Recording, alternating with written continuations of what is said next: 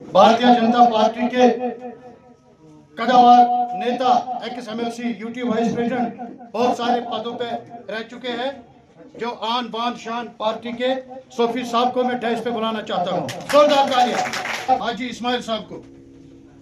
नरेंद्र मोदी जी जिंदाबाद, श्री नरेंद्र मोदी जी जिंदाबाद, श्री अशोक कौल जी जिंदाबाद, श्री अशोक कौल जी जिंदाबाद, सतीश शर्मा जी जिंदाबाद, अनवर साहब जिंदाबाद, सोफी साहब जिंदाबाद, हम तुम्हारे साथ हैं। सोफी साहब का एक ट्रैक बनाया है ताकि आम लोग, आम कश्मीरी, आम वोटर जाग जाए कि उनके हुकूक कहाँ सलब हो रहे हैं और इनको आज की डेट में इस लूली लंगड़ी सरकार ने कहाँ कहाँ धोखा किया है, उसको उजागर करने के लिए सोफी साहब ने साउथ कश्मीर में एक अनथक कार्रवाई शुरू की है, जिसके बहुत सारे प्रोग्राम हो चुके हैं और हर किसी कॉन्स्टिट्यूंसी से,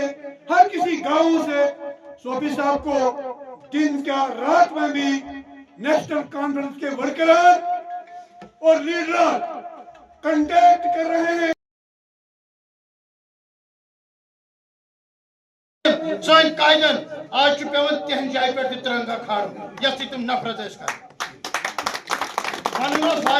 शेयर गो बेस आज तक योर सूफ साहब फुलामी खास कर यमो ज्वाइन कर नेशनल कॉन्फ्रेंस के 40-50 तमन तु मुबारकबाद दिवन, मगर अ गुजारिश फुल कंडित कर कॉन्स्टिट्यूंसी श्री गफारा बेजबारा मुबारक दिवन ये सात तुम सोन कायद कॉल कर मगर अत मोहब्बत ये सूफ साहब मोहब्बत कर वापस कर मोहब्बत, मगर इस सोन कायद तुम डायरेक्शन दीव ये बेरिस मन बड़ जलसा कर तम दो नेशनल कॉन्फ्रेंस के PDP जितरे तिमन तन पर्द फट अपनी तरफ से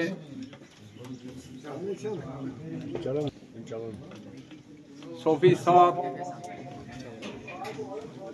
जो दुनिया का जाना पहचाना हुआ आदमी, अपने हिंदुस्तान में नहीं बल्कि वर्ल्ड में इंशाअल्लाह बाइज्जत बावकार इंसान, जिसको अल्लाह पाक ने हर जगह पे हर कदम पे इज्जत दी है, उसके साथ साथ हमारे लतीफ़ अहमद खान साहब, उसके साथ साथ हमारे मकबूल गनई साहब, उसके साथ साथ हमारे बाकी जो भी यहाँ हमारे पहले ही कहा था, आपकी वसादत से आपने सुनाया था भी लोगों को, लोगों ने बड़ा सुना कि सोफी साहब कहता है कि नेशनल कॉन्फ्रेंस के लोग आ जाए, भारतीय जनता पार्टी में उनके लिए स्वागत है। आज वो वही एक कड़ी का जो है आज सिलसिला है कि आज 50 लोग बिजबिहारा कॉन्स्टिट्यूंसी के नेशनल कॉन्फ्रेंस के कार्यकर्ता जो आपके सामने हैं, जिन्होंने यहाँ भारतीय जनता पार्टी का हाथ थामा। यही मैंने आपको कहा था उस दिन भी कि उमर साहब से पूछिए, आपका घर खाली हो रहा है और ये तो शुरुआत है। अभी आप 18 तारीख को देखिए, बिजबिहारा में हजारों लोग नेशनल कॉन्फ्रेंस के कार्यकर्ता निकल के भारतीय जनता पार्टी में ज्वाइन होंगे और उसके साथ साथ कुछ लोग कदावर नेता भी आएंगे। तो मैं आपकी वसात से फिर एक बार नेशनल कॉन्फ्रेंस के उन कार्यकर्ताओं से गुजारिश करना चाहूंगा, PDP के कार्यकर्ताओं से गुजारिश करना चाहूंगा, भारतीय जनता पार्टी एक बहुत बड़ी पार्टी है, 18 करोड़ हमारे वर्कर हैं और बनिहाल तक PDP MC है। आप जब हिंदुस्तान में जाते हैं तो आज एक विधान, एक निशान, एक प्रदान हो चुका है। आप जब दिल्ली जाएंगे, मुंबई जाएंगे, जब आप भारतीय जनता पार्टी का कार्यकर्ता होंगे, आपको इज्जत अफजाई की जाएगी। इसलिए मैं कहता हूं, आप आइए, भारतीय जनता पार्टी के हाथ थामिए, हम आपकी नौकराजी करेंगे, हम आपको अपने परिवार का हिस्सा बनाएंगे। सोफी साहब ये बताइए, आप खाली नेशनल कॉन्फ्रेंस को तनकीद का निशाना बना रहे हैं, सर नेशनल कॉन्फ्रेंस से आपका बिगाड़ा क्या है? देखिए, उन्होंने बहुत कुछ बिगाड़ा है। अगर मैं तसद्दुक साहब आपको बताऊंगा, it was 99, it was 1989 when militancy start in our Kashmir। और उसके बाद आप मुझे बताइए 40,000 नौजवान कब्रपोश हुए। वो नेशनल कॉन्फ्रेंस और कांग्रेस की सरकार में हुआ, उन्होंने करा। उनके जालिम वही हैं, उनके कातिल भी वही हैं। और उसके साथ साथ 47 से लेके आज तक वो दफा 370 के आड़ में अजूम इज्जत फजूम इज्जत, उसके आड़ में वो सियासत कर रहे थे। आज 5 अगस्त 2019 के बाद जम्मू कश्मीर के लोगों को, खुसूसन कश्मीर के 18 लाख मुसलमानों को पता चल चुका कि जो नेशनल कॉन्फ्रेंस कहती थी अगर दफा 370 हटा तो यहां मुसलमानों को भागना पड़ेगा। आज नेशनल कॉन्फ्रेंस के वही नेता, उन नेताओं को आज हमारे लोग सवाल करते हैं।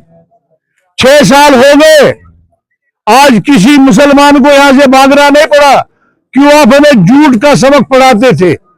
तो आज उसी झूठ का सबूत यही है कि आज नेशनल कॉन्फ्रेंस को छोड़ के भारतीय जनता पार्टी में ज्वाइन हो रहे हैं। सर, भारतीय जनता पार्टी के बहुत सारे लीडर्स कह रहे हैं जम्मू का अलहदा स्टेट बनना चाहिए और मांग जो है दिन ब दिन बढ़ती जा रही है। क्या भारतीय जनता पार्टी का मौक़िफ़ क्या है? क्या आप इसके हक में हैं? देखिए, मैंने नहीं सुना, अलबत्ता जिसने कहा होगा वो उसका जाती बयान होगा। मैं कहना चाहूंगा, नहीं, मैंने कहा वो पार्टी का बयान नहीं है, वो किसी व्यक्ति का बयान होगा, वो उसका जाती है। अलबत्ता मैं कहना चाहूंगा आपकी वसात से, कश्मीर जम्मू ये कभी अलग नहीं हो सकता।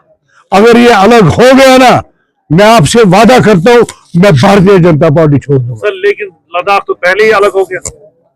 नहीं, लद्दाख तो बनना था, यूटी उनका तो बड़ा था, वो तो लद्दाख बहुत बड़ा एरिया भी था और लद्दाख को हमारी भी डिमांड थी उसको अलग दर्जा दिया जाए। बट जम्मू और कश्मीर जो नेता कहता है उसका जाती बयान है।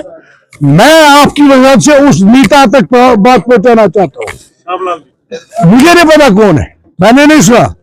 जो होगा और उस नेता को बोलना जब यहां कश्मीर अलग होगा, जम्मू अलग होगा, सोफी यूसुफ लाखों कार्यकर्ताओं के साथ भारतीय जनता पार्टी को छोड़ सर, आपने लास्ट टाइम मेरे इंटरव्यू में बोला था 3 महीने में स्टेट छुड़वा। मैंने कहा आपने जबरदस्ती मुझे 3 महीने बोलने के मजबूर किया था। मैंने आपको बोला है चंद महीनों में, 6 महीने भी लगते, 8 महीने भी लगते तो इंशाल्लाह ताला स्टेटहुड वापस मिलेगा। जो ही नेशनल कॉन्फ्रेंस की सरकार गिरेगी आप चौथे दिन देखेंगे यहाँ स्टेट होगा। आपकी जबान क्या फिसल गई थी क्या? नहीं, फिसल नहीं गई थी। आपने मुझे कहा था, मैंने कहा था चंद, आपने उसको 2-3 महीने बनाया। जी। मैंने कहा ठीक है, मैंने कहा ठीक है, स्टेट में मिलेगा। कब मिलेगा? जल्दी मिलेगा। जल्दी कब? जल्दी मिलेगा जब यहाँ हालात ठीक होंगे। आज भी देखिए पाकिस्तान को हालात अभी भी ठीक नहीं, अभी नहीं, पाकिस्तान अभी पीछे पड़ा है। आप देखिए जम्मू रीजन में क्या हो रहा है। आज हमारा 26 जनवरी आने वाला है, ड्रोन चल रहे हैं ऊपर, पाकिस्तान ड्रोन भेज रहा है। जब तक ये पाकिस्तान रास नहीं आएगा, एक बार मुझे लगता है और एक सर्जिकल स्ट्राइक करने की जरूरत है। मैं मोदी साहब को गुजारिश करूंगा पाकिस्तान को सबक सिखाओ, यहाँ हमें स्टेट शुरू दे। सर, एक कबूतर भी वहां से आया था पार से, तो वो भी मुखबिरी कर रहा था। हाँ, उसको भी जब्त किया गया। और बिल्कुल कबूतर भी लाते हैं ना, वो चिट्ठियां विटियां लाते हैं। यहाँ के आकाओं, जो उसके पाकिस्तान के आका यहाँ बैठे, बट उन आकाओं को मैं कहना चाहूंगा आपकी उल्टी गिनती शो है। शुक्रिया।